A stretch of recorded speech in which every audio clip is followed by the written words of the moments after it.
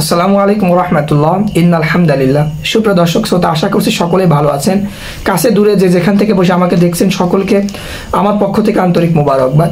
দর্শক, আজকে একটি আমল নিয়ে আলোচনা করব, সেটি হলো হিংস্র প্রাণী থেকে আমাদেরকে কিভাবে বাঁচা যায়।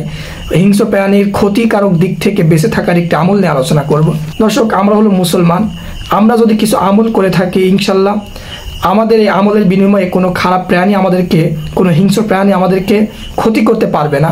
যে আমলটি সাহাবা একরাম রাদিয়াল্লাহু তাআলা আনহুম করেছেন এবং যে আমলটি বুজুর্গানে দিনরাও কিন্তু এই আমলটি করেছেন, এমন একটি আমল শেয়ার করব। সে আমলটি হচ্ছে যে আপনাকে সর্বপ্রথম একটি আয়াত পড়তে হবে, এই আয়াতটি শিখে নিতে হবে। আয়াতটি হলো ওয়াকাল বুহুম বা সিতুং যিরাআইহি বিল ওয়াসিদ। ওয়াকাল বুহুম বা সিতুং যিরাআইহি বিল ওয়াসিদ। আপনি শিখে নেবেন আয়াতটি সর্বপ্রথম। যখন আপনি কোনো হিংস্র প্রাণী দেখবেন, কুকুর, শিয়াল, যে কোনো হিংস্র প্রাণী হোক, সাপ, আপনার যেগুলো আমাদের সচরাচর ঘরের আশেপাশে বসবাস করে থাকে, এই প্রাণীগুলো দেখলে আপনি আমলটি বারবার পাঠ করবেন ইনশাল্লাহ। আমি চ্যালেঞ্জ দিয়ে বলতে পারি এই কুকুর বা অন্য অন্য হিংস্র প্রাণী আপনার কোনো ক্ষতি করতে পারবে না ইনশাল্লাহ।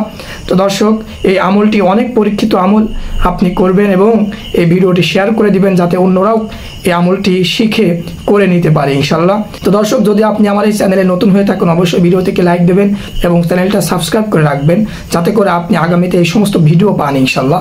তো দর্শক, দেখা হচ্ছে আপনার সাথে আগামী কোনো ভিডিওতে। সেই সময় পর্যন্ত আপনি ভালো থাকবেন, সুস্থ থাকবেন। এই পথে বিদায় নিচ্ছি। আসসালামু আলাইকুম।